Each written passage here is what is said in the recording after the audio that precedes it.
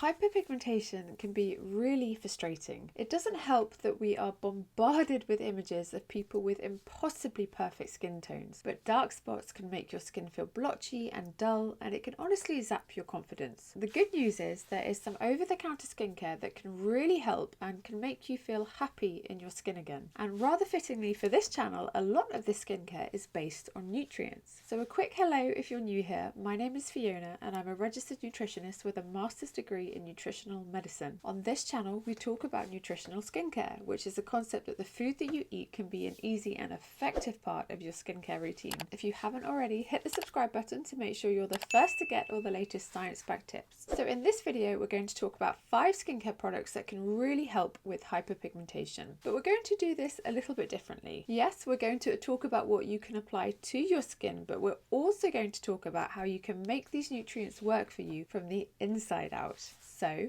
let's get into it. The first skincare product on our list is Vitamin C Serum. Now, if you've watched my previous video on food and supplements for hyperpigmentation, you'll know that hyperpigmentation is in part an oxidation reaction. It is your body's version of rust. And vitamin C is a powerful antioxidant which helps to mop up some of this damage. Now, the industry standard for a vitamin C product is this one, Skinceuticals C E Ferulic. Now, the formula for this product was actually created by the scientists who did a lot of the early research on vitamin C for skin, and it's effective for 2 reasons. Firstly, it contains 15% vitamin C as ascorbic acid, and studies show that concentrations between 5 and 20% are effective for hyperpigmentation. And secondly, this product contains vitamin E and ferulic acid, which help to make the vitamin C even more potent. The downsides of this product are that it's expensive. It retails at about $182 or £165, and it's also oil-based, so it can be a bit heavy for oilier skin types. A nice alternative is this one, which is Paula's Choice C15 Super Booster. This has similar ingredients, a similar concentration, but it's cheaper and it's also a bit lighter. Now, you want to apply vitamin C in the morning because you want to make the most of its UV protective effects. And you also want to eat vitamin C because while it's working on your skin to improve hyperpigmentation, it can also be working from under your skin. And studies show that women who eat more vitamin C have younger looking skin for longer. So the best source of vitamin C are fruits and vegetables,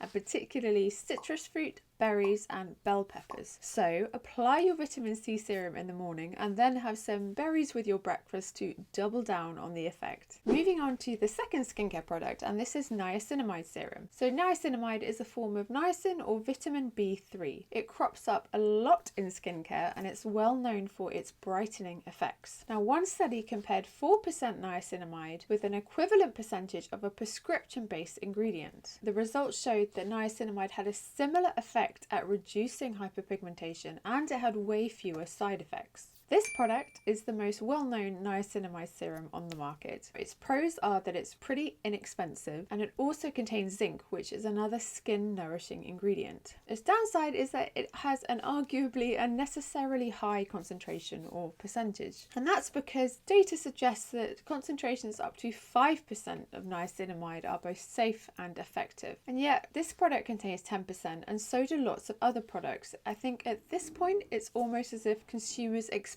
it, but what it does mean is it might cause irritation in some super sensitive people, so it's best to go slowly with it. Now, another example is this product, which is Medicaid Clarity Peptides. This again uses 10%, so go slowly, but it is another nice alternative if you want to try niacinamide and you have a little bit more money to spend. You can use niacinamide in the morning or the evening or both, and like most water-based serums, you want to apply it before your moisturizer. And of course, you can also get vitamin B3 in food. Vitamin B3 crops up in lots of protein-rich foods, so things like chicken and turkey and salmon and tuna. So apply your niacinamide serum and make sure you eat a source of healthy protein with every meal to get this vitamin working for you from the inside out as well. Moving on to our third type of skincare product, which is a retinol product. Now, most people know that retinol is a form of vitamin A. So this is another nutrient-based skincare product that can help hyperpigmentation. Serum. Now you may not know that there are lots of forms of retinol in skincare. You have retinol esters and retinols and retinaldehyde and retinoic acid, which is the active form. Now versions down this end of the scale require more steps of conversion on your skin to reach the active form. That means they're gentler on your skin, but they're also less potent. One of my favourite products is this one, which is Medicate's Crystal Retinol. Now this has retinol in the retinaldehyde form, which means it requires just one step of conversion to get to retinoic acid, which means it's one of the more potent non-prescription products you can get. In my experience, this works really well for lots of skin types, and it's also naturally antibacterial, which means it's especially good for blemish-prone skin. But obviously it is not as powerful as a prescription-based retinol product. If your skin is sensitive, you might want to start with a retinol ester or a retinol form, just to help your skin build tolerance before you move up to the stronger versions. Now again, one of my favourite products is this one, which is Olay Retinol 24 Night Moisturiser, and as the name suggests, it's also really hydrating.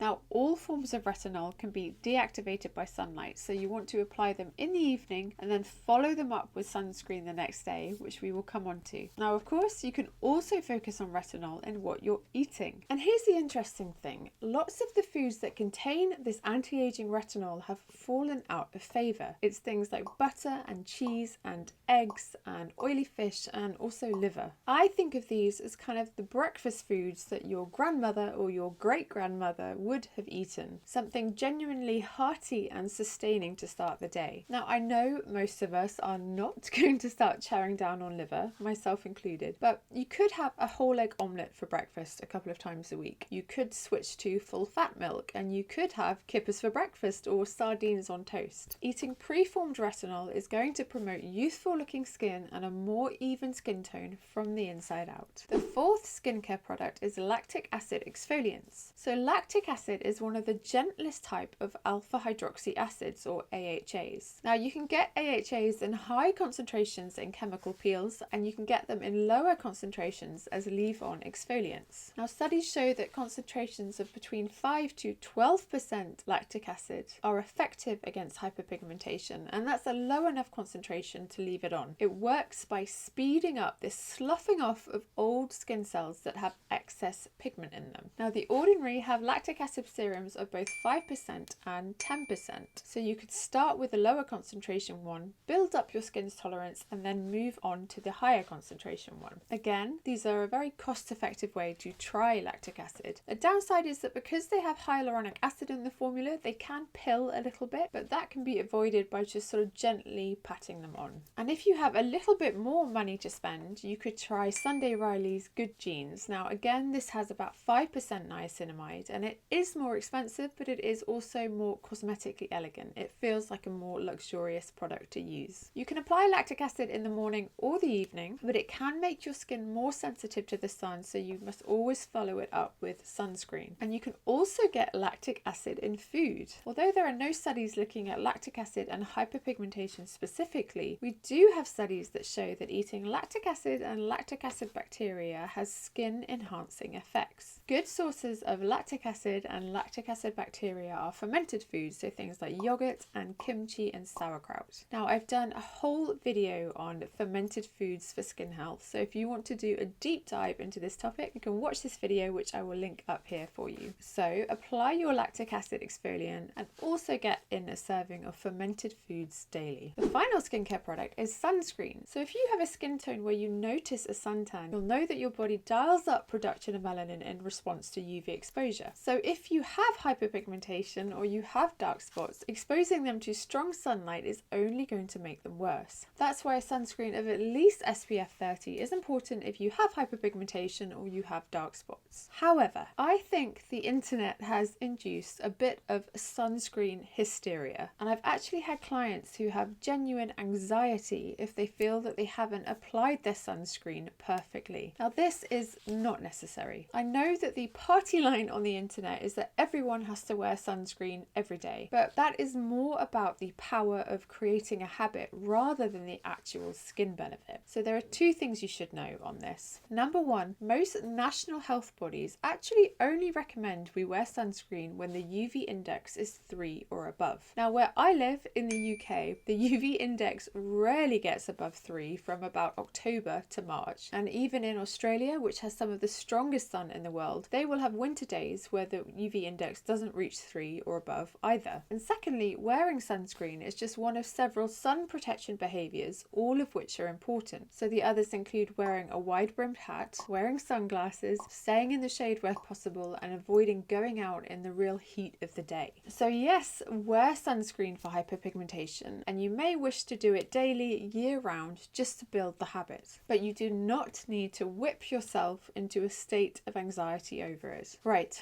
rant over. I prefer mineral-based sunscreens like this one, which is Ultraviolette's Lean Screen, and that's because I find they're better for sensitive skin and they're probably better for the environment too. The downside is that obviously because they are a physical sunscreen, they can leave a white cast on darker skin tones. Now another option is this one, which is Beauty of Joseon's Sun Relief. This is a chemical sunscreen, which I know not everyone loves, but it is much lighter than other sunscreens and it works really well under makeup. This is true of lots of Korean sunscreens actually. A lot of them use next generation filters, which are much more cosmetically elegant and much less likely to leave a filmy, greasy feel. Now obviously you want to apply your sunscreen in the morning as the last step in your skincare routine. Now you might think that sun protection has nothing to do with nutrients, but actually science suggests otherwise. Certain foods like sweet potato and cooked tomatoes and also green tea can bolster your body's own protection against the sun, kind of acting like a mild sunscreen from the inside out. Now again, I've done a whole video on this, which I will link up here for you.